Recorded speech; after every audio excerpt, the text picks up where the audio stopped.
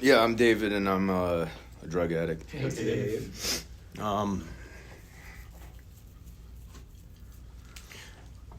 I don't know exactly when this thing really switched in my life. I could look back a long time ago, and I don't remember. Hey, what's up, man? Long time no see. I don't always remember that things were like the way they are now, man. So, I try to try to understand what's going on with me, and my last debacle, man. It became very clear that I outlined one of the people that they describe in this book. I happened to find the solution in this book and through the text and working the steps. It seems that it's by working this process that I've been removed from the obsessions. So how does it get to that point, man? Why do I need to do this thing? Why do I need to follow the instructions the way I need to follow them? The concept becomes I seem to be this person. I don't know when it happened, but I have this thing that happens to me once I take some type of substance. I have some adverse reaction. I kind of go off the rails. I don't know what's going to happen next. And whenever I get removed from that for any amount of time, there's something about me that seems to convince me to go ahead and try that again. My head seems to convince me to attempt to do the thing that I told myself I would never do again one more time. And then the process is repeated over and over again. And the only thing that seems to come between me and that is this concept of what they call a higher power. And honestly, I don't know what that is. Couldn't tell you. People have explained it to me in the best way I could kind of grasp onto this idea is I've been able to see something working in other people's lives, and they call it God, and I could get behind that because I see the evidence produced in others. I couldn't sit here and try to outline what that necessarily is. There is no concept. I have no real way of understanding that fully. But there's something there, and I could get behind that. So, like I was trying to say, I remember when I was younger, I started getting involved in messing around. It started off with drinking. I graduated fairly quickly to other substances. It happened. It was drinking. Then I went to coke, and then just beelined it to heroin. I didn't. It's just how it went. I didn't mess around with really anything else, and that's where I kind of ended up. And I was off the rails, man, fairly quickly, man. I remember first getting involved with that, and somebody was like, "Hey, man, don't do this every day in a row." And I was like, "Yeah, I won't do that." And then I proceeded to do that every day in a row, and I didn't even know what I was doing to myself. And one day, I didn't have it, and I was like, something, I don't feel good, I don't know what this is. And they're like, "Hey, man, you're getting sick." And it's like, man, that really sucks. And I kept doing it. Why? I like the feeling, man. I like the feeling produced. And it seemed that it took, I couldn't stop that of my own. I just couldn't stop on my own. And what I did is I started getting in trouble fairly early in my life, in my 20s. Everything kind of really caught up to me, and I'd get removed from the substance, and then through an institution. I've been to rehab quite a few times, or I ended up in jail, and then I'd get out of these places and quickly go back to that thing, and I'd be like, man, I don't ever want to be sick again like that. And then I would attempt to do it differently, and fairly quickly I'd end up doing exactly what I was trying to orchestrate not to happen to me. So this played out over and over and I don't know about the rest of you guys, but I mean I know about some of you guys, but this is a crazy pattern to go through in your life and just keep wondering how does this keep what's the deal here? I don't get it. I don't get what's going on with me. And then you come to this, I don't know, I came to an understanding of oh, this is just what I do. Apparently, I don't know how to navigate life properly. without taking substances. And I remember there was a time in my life that like anybody that claimed to like somehow navigate this thing without somehow taking the edge off, I thought you were full of shit, because like I can't fathom that, man. Like how do people actually do that thing? That doesn't make sense, does not compute. And come to find out, apparently that is totally possible. But I went through the ringer quite a few times not understanding. And the weird thing, and like why I get back to like why I have to work this process in my life the way I work it today, is I got to find out like there is no middle of the road for me with this deal. Because I tried it middle of the road. Like I got involved with this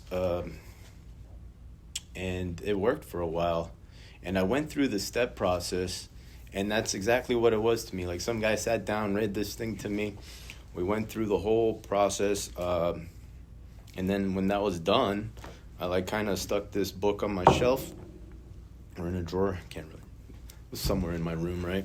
And then like every once in a while somebody would kind of come up to me and be like, hey, can you read that book with me? And I'd go like, yeah, I could totally do that. And I go get the book, and we'd sit down, and I'd do the same thing for them, and then I just put the book back into the room. And that was like my concept of this. Like we just sit around and read this thing to each other. And I don't know, that worked for a while. Like I go to meetings, hear people talk about stuff. It kind of made sense. And I stayed away from substances for a while, and then like it worked up until the point that it didn't, man. And I got hit with like this greater understanding, I guess, of like what it really truly means to be powerless, because like apparently even though I was doing what I thought I was supposed to do, I still ended up reverting to my old behaviors. I still ended up like I still did it to myself. So like clearly like it's not really up to me if I stay sober or get loaded anymore, like because what I seem to do is get loaded. And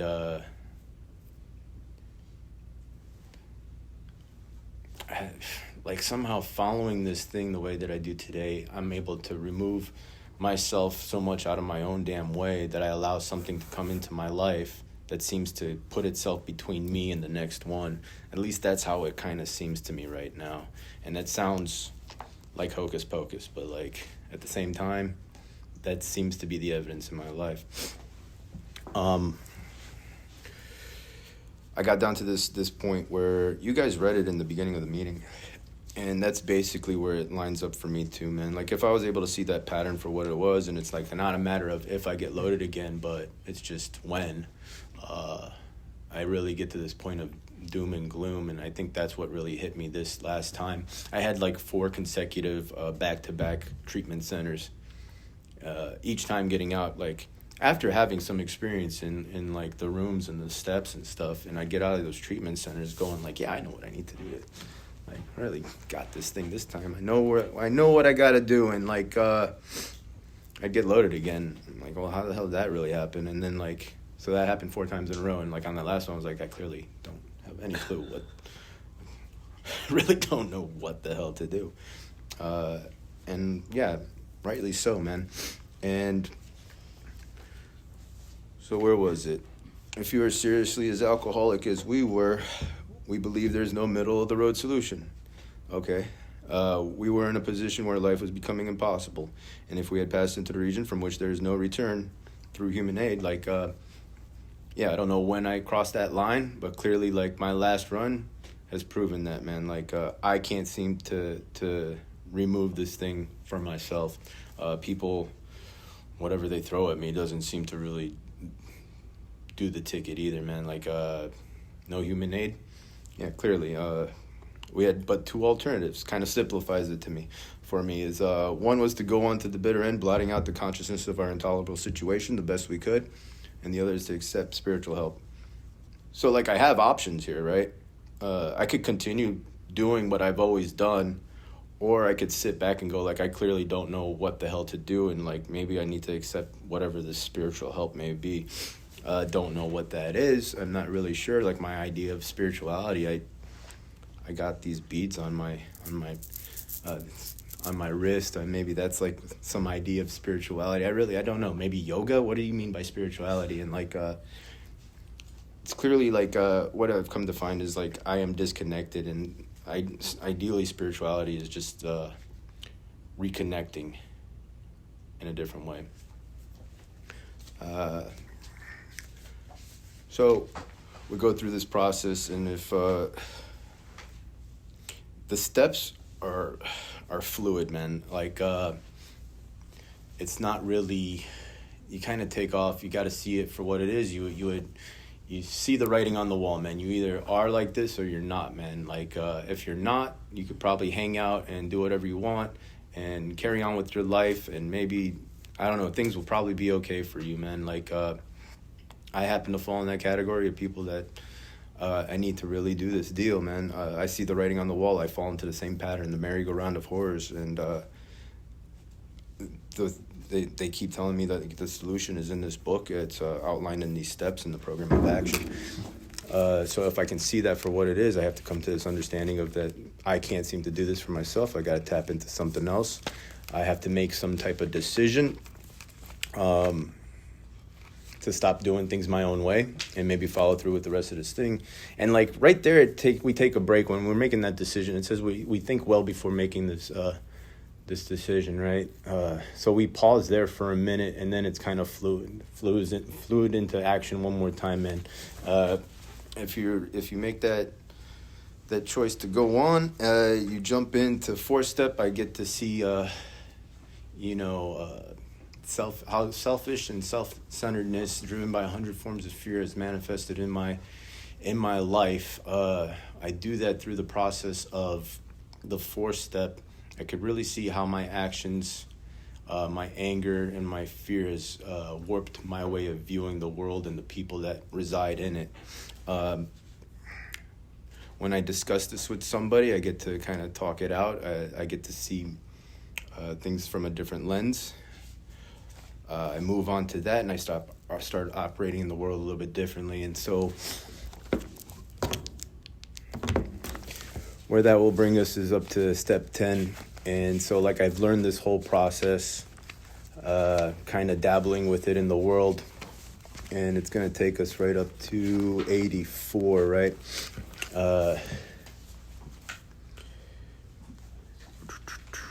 This thought brings us to step 10, which suggests we continue to take personal inventory and continue to write any new mistakes as we go along. We vigorously commenced this way of living as we cleaned up the past. So, like, once again, I'm not really taking a break. The only other break I really got was that hour after the 5th step, right? That's where it tells me to, like, take a break again, man. So, like, when I'm saying this thing is fluid, you kind of learn this process, and as you learn it, you start commencing this way of living. Like, the way it was, I got it explained to me. When I went about to do mine, start working on my 9th step and do the amends, and like it was like, yeah, go practice some amends, and then let's jump into the rest of this thing, because like I need to see how to do that properly for probably the first time in my life, because like I don't know about you guys, but it was very easy for me to say sorry a million times to a person, and I don't think I really ever knew a proper way to make an approach about like my mistakes, right, or my actions. But once I kind of learned how to do that, I have a little practice with it, and then like, yeah, we jump into this, and we vigorously commence this way of living. So like I'm jumping into step 10 as I clean up the past. So like, how long is it going to take me to work on my amends in my 9th step? Probably a long time, man. Some are able to be done right away, so that some of them are not. But like what I do is I learned how to clean up the past. And so like as I'm working the 10th step, as new things come up, now that I've learned how to properly make an amends, when I screw up, because I will, I know how to approach that and not just shove it off to the side like I was very used to doing before. We have entered the world of the spirit. Our next function is to grow in understanding and effectiveness. This is not an overnight matter. Yeah, so it's going to continue for our lifetime. Go figure. There's no graduating from this thing. And like when I used to think, you read this with somebody, you put the book on your shelf or in your room, and that's it, man. That's my understanding of working the steps. Like, and what it's telling me right here is like, no, we continue to grow in understanding effectiveness. This is not an overnight matter. It's going to continue for how long? Our lifetime. Like, this is what I do now. 10, 11, and 12, that's just my operating mode. I don't ever stop doing that. I'm not great at it, like, by any means. It's taken a lot of practice, and this is where the practical application of everything I've learned up to this point is how I'm going to apply it to my life now. And I think that's where, like, when I was explaining this process, when I attempted to do this thing before, I didn't do this. Honestly, at that time, I thought that the 10th step, I had that confused with, like, my nightly review. I don't know how that happened, but that's, like, I did, like, this thing where I would lay down at night and I'd kind of, like, run through, like, a mental kind of image of, like, how I maybe went through my day, and, like, that's honestly what I thought this thing was. Like, I take personal inventory, I kind of just review my day. I had no idea that it meant, like, no, like, what I'm supposed to do is it continues for my lifetime, and I continue to watch for selfishness, dishonesty, resentment, and fear when these crop up. And this is the instruction. So when these crop up, not if, but when, we ask God at once to remove them. So the first thing I'm going to do is shift my mental plane to a different idea of reliance upon a power greater than myself instead of me anymore. Because, like, what? Self-reliance failed me. So already I'm thinking a little bit differently. I'm going to discuss them immediately with somebody, make amends quickly if I've harmed anyone else. Luckily, I just learned how to make proper amends, right? And then we resolutely turn our thoughts to somebody we can help. Love and tolerance of others is our code. And thank God it didn't say nothing about liking people. Because that'd be a little bit harder, right? But no, love and tolerance, man. This is such a crazy way to go about, like, operating in the world, and what it does is it takes practice, man. Like, I can't see necessarily, like, because I learned how to like kind of pay attention a little bit when I did my 4-step, but it says to continue watch for selfishness, dishonesty, resentment, and fear. Usually I can kind of realize resentment, like, when it crops up.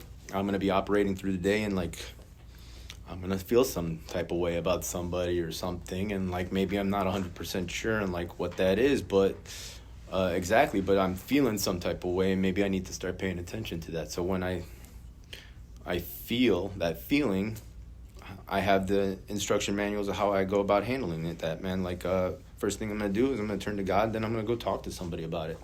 Don't really know what I'm talking about, but, like, maybe I can't see my own shit, and so, like, discussing with somebody else kind of will help me see it from a different way. Selfishness and dishonesty.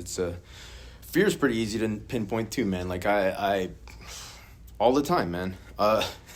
Constant fear, man. I'm in fear of, like, the things I'm gonna lose, not gonna have, how I'm going to present myself to the world.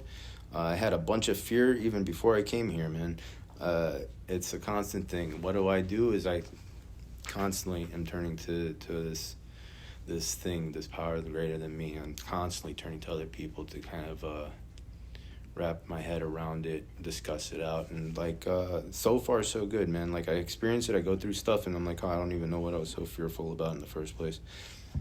That's a weird way of going about things, but, like, the selfishness and dishonesty.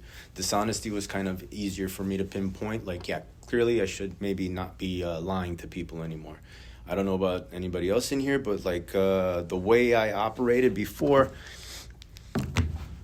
I lied about everything. I had lies for my lies, man, like backlog. Like, I had to study that stuff. I couldn't trip up on myself, man. Like, it was a real effort to kind of manipulate everybody and everything in my world, man. So I couldn't tell. Like, if I was talking to you, I was probably lying to you.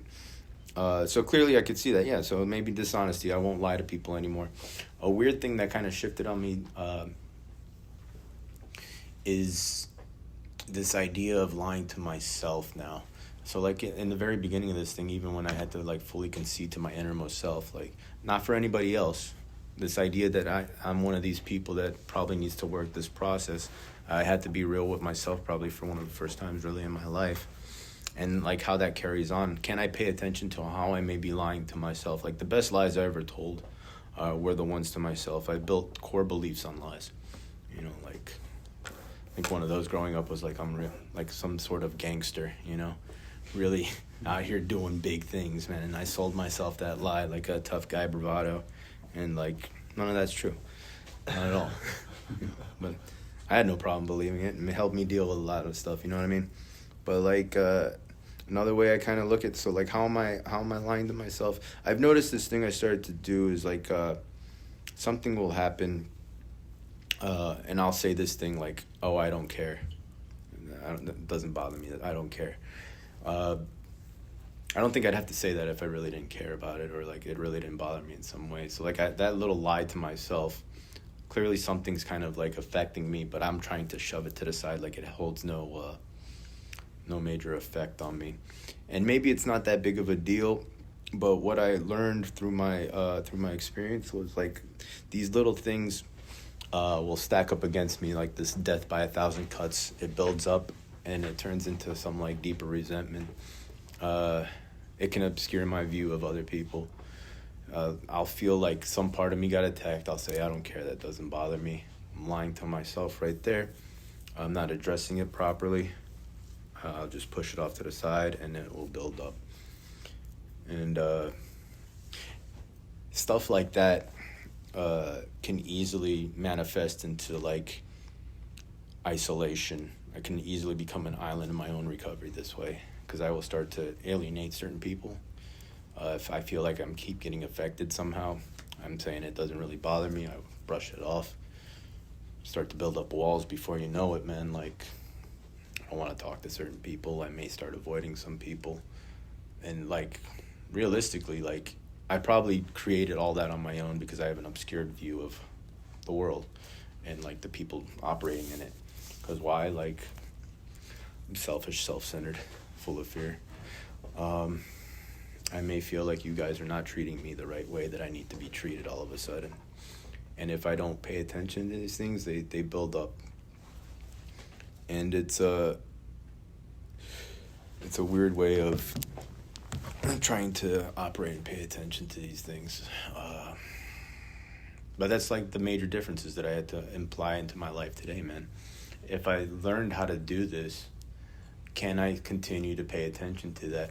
Like, I seem to have this real alarm bell in my head today where something's off. It's probably, I start to feel very uncomfortable, and it probably generates from one of these things. It can be very easily to see where and how. And luckily enough, I can talk to and discuss to other people. Like maybe there's something going on with me. They can see something that I'm not necessarily seeing. Discussing with somebody else, quickly make amends. If we harmed anybody, then resolutely turn our thoughts to somebody we can help. It doesn't say go out and help somebody. It says resolutely turn our thoughts to somebody we can help. It's almost like we're shifting our mental plane again. So it's this is my thought life. I'm operating on this mental plane now. Can I start paying attention, seeing things, and operating differently and thinking about it differently? So instantly, like me just thinking of how I can help others, because like when I'm stuck in this selfishness, this dishonesty, if I feel like I'm being affected, I can easily fall into self-pity. And what that will do for me is it will may block me off from the opportunity to be of help to other people. I can fall into this mental plane. So like I have these here, like these instructions to kind of keep shifting my mental attitude towards the world and the people in it. How can I be of help to others? Love and tolerance. Doesn't say nothing about liking others. The biggest thing for me as well is like as I operate in this world, and it's fun and it's fine to sit in like meetings and talk with people about stuff, but really what the brass, to get down to brass tacks here, it's for me to be able to operate when I'm outside in all my affairs, right? Like, I'm learning how to navigate reality sober again. I come to sit in these meetings to gain information, knowledge, and a solution because I'm struggling or I have the opportunity to help others. But realistically, I need to know how to go live life sober, like, because I couldn't do that clearly like before. So like, what am I doing and implementing in my life that's going to allow me to do that now? So, and like as I operate out there, what will happen is I will kind of get burnt up about other people potentially being sick individuals, and like my selfish ass will get mad at them for being sick, even though like I'm the person that deserves all the chances to be sick as many times as I need to be sick, and like give me all the opportunities. But like as soon as somebody comes and interferes with my reality and they're potentially sick individuals, and I get frustrated with that, like, kind of asshole am I, right? But I don't really see that, man. Like, the reality is reality. I gotta deal with it the best way I know how. And like, what am I? As a selfish, self-centered individual trying to operate the best way I know how out there. Can I see that there are potentially other sick individuals out there? And so like, the way that this was put to me is like, this is what you do now. Can I remember to do this? And like, the answer is no, not really. That's why the practice comes in. We commence this way of living for our lifetime, and like this continues on. Like, what am I going to get is a lot of opportunities to practice. This becomes a discipline. This coupled in with the 11-step, man, it outlines my way to operate through the day, how to review my night, and how to start my day off in the morning. Kind of sandwiched in beautifully, like this new operating mode for a day-to-day basis. And like, if I do that, well, it gives us the promises right there. And we have ceased fighting anything or anyone, even alcohol. For by this time we have, or even drugs, right? Is that what it's supposed to say? Yeah. Fighting anything or anyone, even drugs. For by this time sanity will have returned. We have seldom be interested in drugs. If tempted, we recoil from it as from a hot flame, react sanely and normally, and we will find that this has happened automatically. We will see that our new attitude toward drugs has been given us without any thought or effort on our part. It just comes. That is the miracle of it. We're not fighting it. We're neither avoiding temptation. We feel as though we've been placed in a position of neutrality, safe and protected. Sounds fantastic, man, like when you're reading it in front of you, but like, we have not even sworn off. Instead, the problem has been removed. It does not even exist for us. We're neither cocky nor are we afraid. That's just our experience. And that's the best way you can kind of put it. When you're reading this thing, kind of going through it for the first time, it sounds fantastic. Also sounds like a fairy tale. But the idea is like you go through it and you put this into practice, into practical application. And then like this is our experience. Like, this is currently my experience. It's been removed. Like, by all means, I should not be sitting here talking to you guys about, like, how I navigate my day differently now. Not perfectly, but, like, this is what I attempt to do and implement into my life. Why do I do this? Because, like it was put for me in the beginning, doomed to, like, this drug addiction, death, or misery, or live on a spiritual basis. One or the other, man. If I'm not living on a spiritual basis, what's left for me is probably doomed to this drug-addicted death or misery, right? Those are my options. I don't really have a choice in the matter. I mean, I have a choice, but like, does that really seem like a choice? But that's what's left for me. When I start applying this seems to be what we're talking about, this spiritual basis here. When I'm able to implement and kind of, this is like what I do have control over in my life. I can choose to kind of navigate and like rely on others, rely on God, and try to pay attention to the best of my ability. As I do that, it removes enough out of my own way that I can stay connected and I can see the beauty for what it is. When I'm not paying attention to this, like I said before, death by 1,000 cuts, this stuff stacks up, man. Stacks up fairly quickly. And it says right in this next, this is our experience. this is how we react as long as we keep in fit spiritual condition. It's kind of what we're talking about here. It's easy to let up on a spiritual program of action and rest on our laurels. Laurels is past accomplishments. I'm not going to stay loaded on yesterday's hit, man. Kind of same deal with this, man. I can easily go like, I did a bunch of that stuff yesterday. Kind of slack off. The deal with this, the whole thing is like, it works so good that I will easily fall off from continuing to work it. Because, like, things are good. Why do I need to keep doing it? And it's, like, the same way of, like, practicing in the gym or, like, training. Like, you fall off, you're going to get out of shape or, like, run out of stamina. You gotta keep putting the work in for this stuff. And it's the same way with this deal, too, yeah. Like, look at that guy over there, man. Season.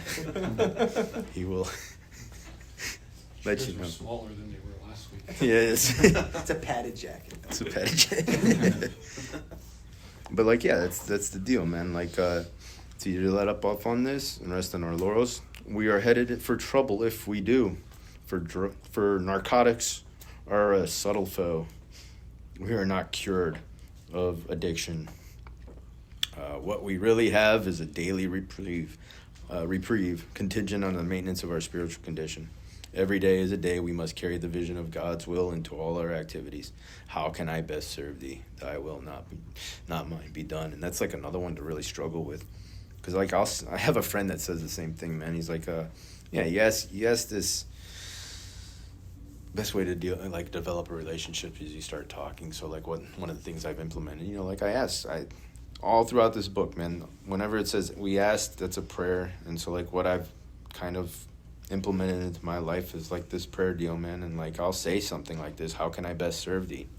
Thy will, not mine, be done. And then like opportunities present themselves to be of help, and I'm like, not yet, why right now, like and that's kind of my struggle, man, because why I'm selfish and self-centered. It would be so fantastic if we just sat down, read this book, and became like enlightened beings that could just kind of navigate, just float on through this world like with nothing affecting us. And like that's not the real deal. The real deal is like how we get better at this. We got to put it into practice. It becomes a discipline. It's not an overnight matter. And these are thoughts which can go with us constantly. We can exercise our willpower all along this line, all we wish. It is the proper use of the will.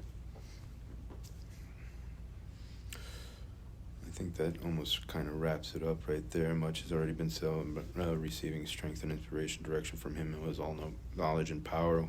We have carefully followed directions. We have begun to sense the flow of his spirit into us. To some extent, we've become God conscious. We have begun to develop this vital sixth sense. But we must go further, and that means more action. This also sounds odd. And when you read this, it kind of sounds like hocus pocus. But the other, like anything before, man, you have to put it into practical application. And do you have the experience with that? The way I read into this, man, like the more I stay the hell out of my own way, and I'm able to pay attention to this. My selfish, self-centered, the fear that blocks me off, it tangles me up, and what it does is I get stuck in self-pity. I can't see the proper connections for what they are, and like how that displays in my life. Like a lot of times, I get to see these cool little coincidences. Generally, if I'm not too busy just worrying about myself, like I'm involved in other people's lives, and you get to see really neat things kind of play out, man, in others' lives. Like, but am I like really paying attention to others' lives? How do I start to pay attention to other people's lives? I gotta stay out of my own shit. It's a weird way this thing works, right? And like somehow by doing all this, that keeps me plugged into something bigger than me, which for some reason keeps me sober today. But it's a constant practice. And why do I gotta keep doing it this way? Because when I stopped doing it, I got loaded again. So like, that's the lesson that I kind of learned from this deal. And so stop talking about it. That's it. Thank you. Thanks, guys.